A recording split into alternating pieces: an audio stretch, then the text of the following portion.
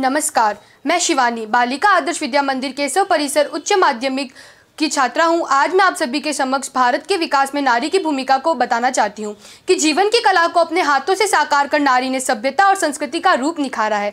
नारी का अस्तित्व ही सुंदर जीवन का आधार है। नारी की उन्नति और अवनति पर ही राष्ट्र की उन्नति निर्भर करती है। यह अरस्तु का कथन है। नारी तुम केवल श्रद्धा हो, विश्वास रजत नक पक्तल में, पीयूष स्रोत से बहा करो जीवन के सुंदर समतल में। कविवर जयशंकर प्रसाद की पंक्तियां इस स्वस्थ समाज में नारी की भूमिका को अमृत के स्रोत के सदृश सिद्ध करती है। कहा जाता है यत्र नार्यस्तु पूज्यन्ते रमन्ते तत्र देवता, अर्थात जहाँ पर नारी की पूजा की जाती है वहाँ पर देवता भी रमण करते हैं।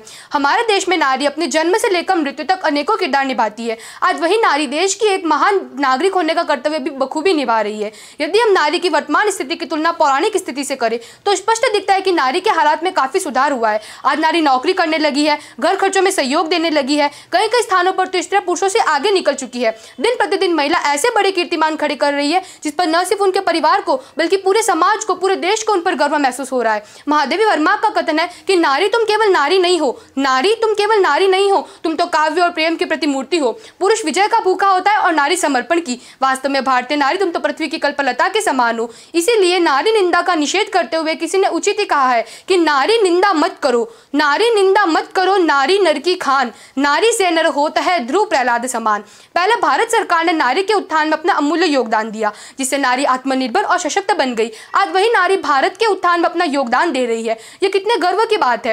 विक्रम यंग के द्वारा एक प्रसिद्ध कहावत है कि यदि आप एक आदमी को शिक्षित करते हैं तो केवल आप एक आदमी को ही शिक्षित करते हैं, परंतु यदि आप एक महिला को शिक्षित करते हैं तो आप आने वाली पूरी पीढ़ी को शिक्षित करते हैं, क्योंकि आपके द्वारा दिए ज्ञान से वो महिला संपूर्ण विश्व को बदलने की ताकत रखती है। हमारे देश की आधी से अधिक जनसंख्या का प्रतिनिधित्व महिलाएं करती है। नारी परिवार बनाती है, परिवार घर बनाता है, घर समाज बनाता है और यही समाज आगे चलकर देश बनाता है। इसका सीधा अर्थ यह है कि नारी का योगदान सर्वत्र विद्यमान है। हमारे देश में नारी को यह पता है कि उसे कब व किस तरह मुसीबतों से निपटना है। जरूरत है तो उसके सपनों को आजादी देने की। प्राचीन समय में सीता माता ने शिव जी के भारी भरकम धनुष को सरकाकर अपनी शक्ति का परिचय दे दिया था, परंतु फिर भी समाज में उसकी अग्नि परीक्षा ली गई थी। आज अच्छी शिक्षा प्राप्त करना, अच्छी नौकरी प्राप्त करना, दफ्तरों की राजनीति का शिकार न बनना, घर व दफ्तर की जिम्मेदारी अच्छी तरीके से निभाना, ये सभी किसी अग्नि परीक्षा से कम नहीं है। परंतु उस समय की सीता भी अग्नि परीक्षा में सफल हुई थी और आज की सीता भी सदैव अग्नि परीक्षा में सफल होती आ रही है। उस समय से लेकर आज तक स्त्रियां पुरुषों से कंधा मिलाकर चलती आ रही है। हमारे देश के प्रथम स्वाधीनता संग्राम 1857 से इस बात को समझा जा सकता है।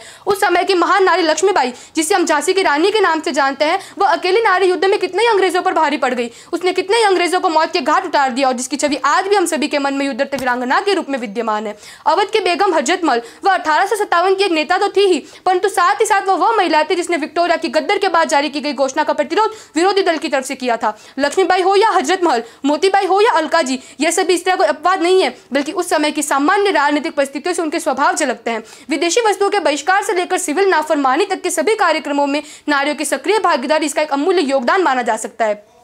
आज हमारे देश में इंदिरा गांधी और प्रतिभा पाटिल जैसी महिला देश की प्रधानमंत्री और राष्ट्रपति के पद पर रह चुकी है।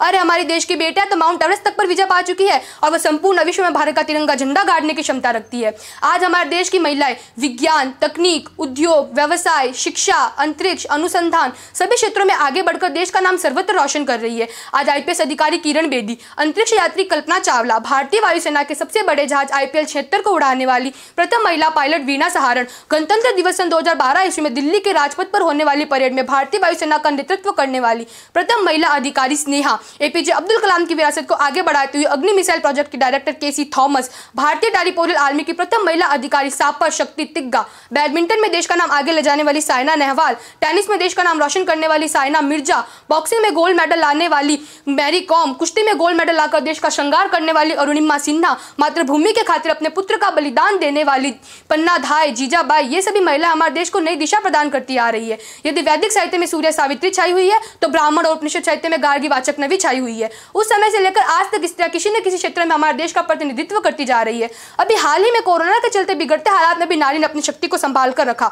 13 वर्ष की बालिका ज्योति अपने पिता मोहन पासवान को साइकिल पर बैठाकर गुरुग्राम से दरभंगा के सिंहवाड़ा स्थित सिरहुल्ली गांव तक लेकर गई थी। उस मासूम बालिका ने 1200 किलोमीटर की यात्रा साइकिल पर की थी। सोचो देश की नारियां कितनी शक्तिशाली है। हमारे देश को नई दिशा देने वाली यही नारी आज अबला जीवन हाय तुम्हारी यही कहानी, आंचल में है दूध और आंखों में है पानी, जैसे सभी अवधारणा को गलत साबित करती आ रही है। आज हम सभी गर्व से यह कह सकते हैं कि एक अकेली नारी कुछ भी कर सकती है, क्योंकि जब ये चपाती बनाने वाले हाथ किसी को कसकर चाटा मारता है ना, तो बड़े बड़े पहलवानों की आंखों के नीचे अंधेरा छा जाता है। और जब बात उस नारी के परिवार पर अर्थात उसके देश पर आ जाए, तो कैसे वह नारी काली माता का रूप धारण करती है, कैसे उसके प्रकोप से धरती फटती है, कैसे बादल गरजते हैं और कैसे समुद्र में भूचाल आ जाता है। ये हम सभी ने पौराणिक कथाओं में देख ही रखा है। और आगे भी अगर किसी ने हमारे देश की तरफ आंख उठाने की भी कोशिश की, तो नारी वही दृश्य फिर से खड़ा कर सकती है। इसलिए यह कहना अतिशयोक्ति नहीं होगा कि एक अकेली नारी सब पे भारी है। अंत में मैं एक छोटी सी कविता के माध्यम से अपनी बात को समाप्त करूंगी कि नारी नारी कहकर तुम जो पुरुषवाद दिखलाते हो, नारी नारी कहकर तुम जो पुरुषवाद दिखलाते हो, याद रखो इस दुनिया में तुम नारी के द्वारा आते हो। सिर्फ पुरुषों का सम्मान करते नारी को अबला बताते हो, याद रखो पहला शीरपान तुम नारी के द्वारा पाते हो। डूबकर ज्ञान की गंगा में तुम मां शारदा को ही मनाते हो, डूबकर ज्ञान की गंगा में तुम मां शारदा को ही मनाते हो। नारी से तुम घृणा करके उसी नारी को चाहते हो, सीमाओं पर लड़ने वाली नारी को अबला बताते हो। अपने पे जब आए नारी तो तुम मुंह पर लात खाते हो। सुनो गौर से दुनिया वालों, अब मैं तुमको बताऊंगी सही ज्ञान और सही समझ की बातें मैं समझाऊंगी। अपने भारत की प्यारी बेटी भारत का मान बढ़ाऊंगी, भारत माँ को शीश झुकाकर वंदे मातरम गाऊंगी, वंदे मातरम गाऊंगी। धन्यवाद। जय हिंद, जय भारत।